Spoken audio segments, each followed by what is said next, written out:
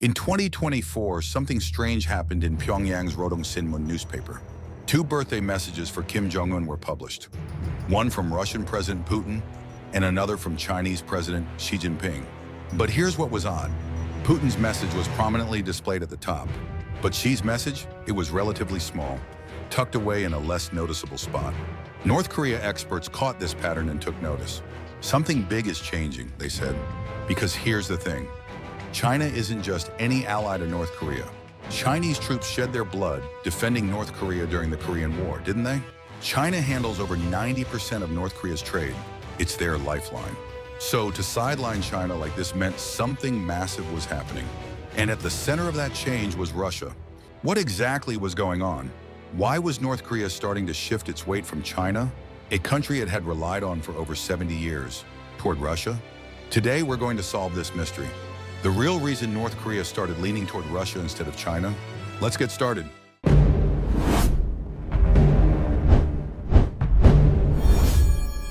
First, let's rewind a bit. February 24th, 2022, Russia invaded Ukraine. The world condemned Russia, and Western nations slapped massive economic sanctions on them. Russia instantly became an international pariah. But as this war dragged on, Russia faced a serious problem. They were running out of ammunition. Modern warfare burns through ammunition at an incredible rate. Tens of thousands of artillery shells fired every single day, and Russia's production capacity just couldn't keep up. Western sanctions had also cut off their parts supply.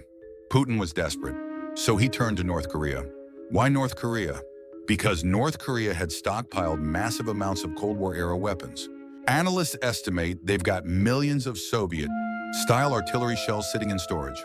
September 2023, Kim Jong-un visited Russia's Vostochny Cosmodrome in the Far East, and he met with Putin one-on-one.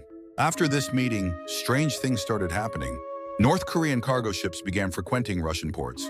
Satellite images captured hundreds of cargo containers moving near the North Korea-Russia border.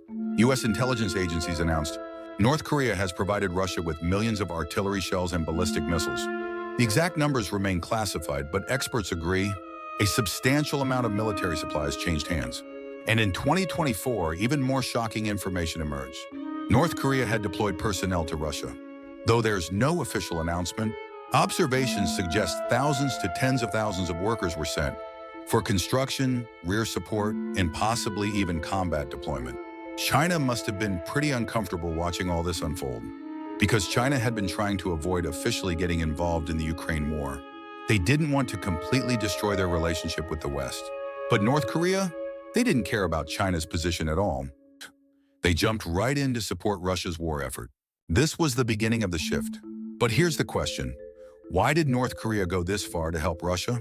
Was it just friendship? Absolutely not. There was a massive deal between North Korea and Russia. First, money.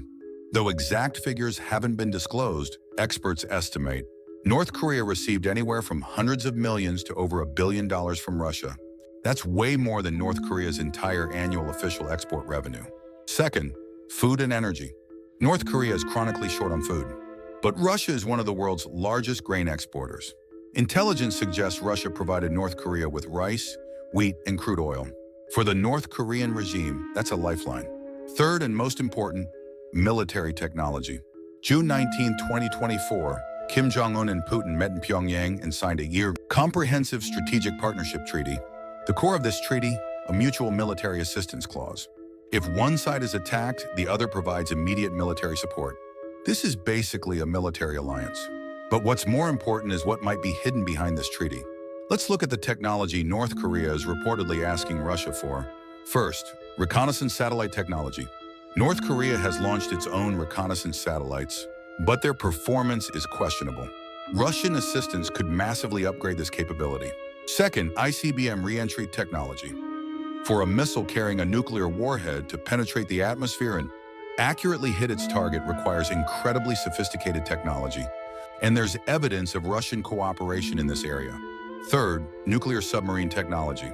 North Korea has publicly stated its intention to build nuclear submarines, but lacks the know-how. Russia has some of the world's most advanced nuclear submarines. Fourth, Sukhoi fighter jets.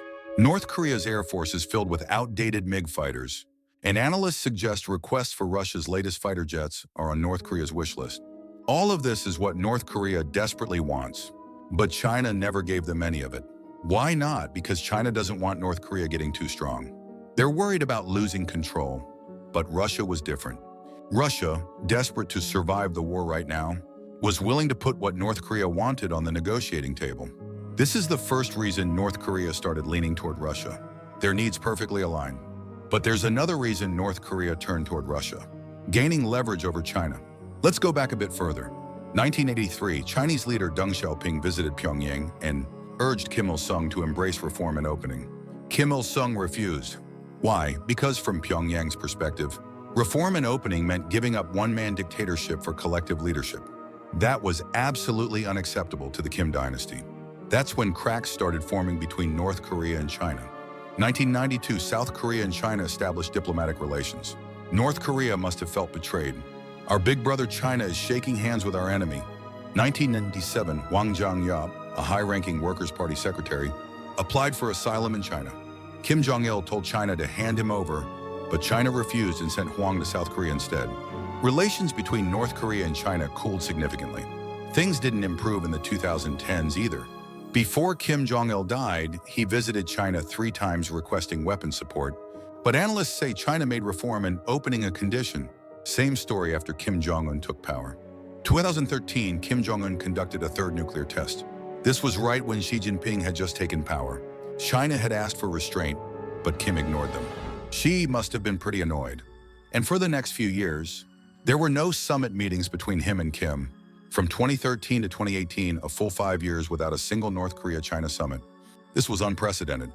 North Korea remembered all of this. China just keeps trying to control us. Instead of giving us what we want, they attach conditions. So North Korea found a way. Bring in Russia to keep China in check.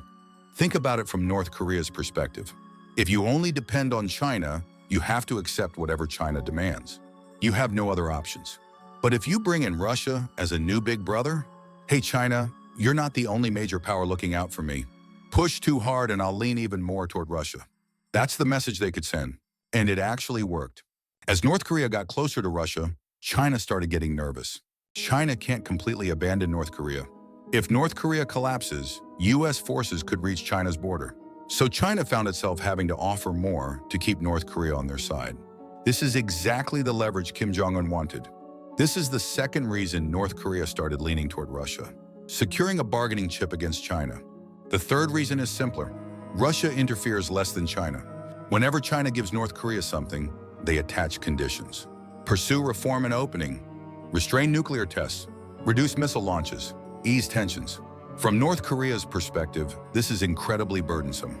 But what about Russia? They're at war right now. They can't afford to worry about international norms. Sanctions? They're under sanctions themselves, so what do they care? The weapons technology North Korea wants? Russia is willing to put it on the table. Just send artillery shells and personnel in return. Fewer conditions, more pragmatic deals. From North Korea's perspective, this is way more comfortable. Plus, Russia doesn't lecture North Korea about its system. China views North Korea's system as anachronistic and keeps pushing for reform and opening. But Russia doesn't really care about that stuff. Your system is your business. I just want to make a deal. For Kim Jong-un, this is far more comfortable. And there's a propaganda benefit too. North Korean media now proclaims, "Our Korea stands shoulder to shoulder with Great Russia. We're at the core of the anti-American front fighting Western imperialism." Citizens can feel pride in that. The relationship with China is honestly kind of humiliating. Always receiving aid, always watching what they say. But the relationship with Russia feels more equal. It's a mutual transaction based on need. This is the third reason North Korea started leaning toward Russia. Less interference and a relationship that looks more equal. But here's an important point. Has North Korea truly completely abandoned China? No. North Korea can't abandon China. Why? First, China still handles over 90% of North Korea's trade. Russia accounts for maybe 5% at most. Second, China is North Korea's main source of crude oil. If China significantly cuts oil supplies, North Korea's economy would be seriously damaged. Third, China forcibly repatriates North Korean defectors. If China said, "We're not sending defectors back anymore," that could be devastating for North Korea's regime stability. If the border opens up, citizens could flee en masse, making it extremely difficult to maintain the system. So North Korea is walking a tightrope. shifting weight toward Russia, but not completely cutting ties with China. In fact, 2024 marked the 75th anniversary of North Korea-China diplomatic relations. North Korea and China declared it a year of friendship, and Kim and Xi exchanged congratulatory messages. On the surface, they're still pretending to be close. But underneath, it's different. China is wary of North Korea getting too cozy with Russia, and North Korea is using Russia to escape China's pressure. This is North Korea's strategy right now. Not abandoning China, but bringing Russia in to play them against each other. Not going all in on either side, but extracting maximum benefits from both. This is Kim Jong-un's calculation. So let's wrap this up. The real reasons North Korea started leaning toward Russia instead of China. First, the deal with Russia offered immediate tangible benefits. Money, food, energy, and most importantly, the possibility of military technology cooperation. Second, it secured leverage and bargaining power against China, a way to escape China's pressure and strengthen their negotiating position. Third, Russia offered less interference in a relationship that appeared more equal than with China. But North Korea can't completely abandon China. Economically and security-wise, they still need China. So right now, North Korea is walking a tightrope between China and Russia. This is Kim Jong-un's survival strategy. Will this balancing act succeed, or will they eventually have to choose one side? That's something we'll have to watch unfold. That's it for today's story. I'll see you next time with another fascinating story.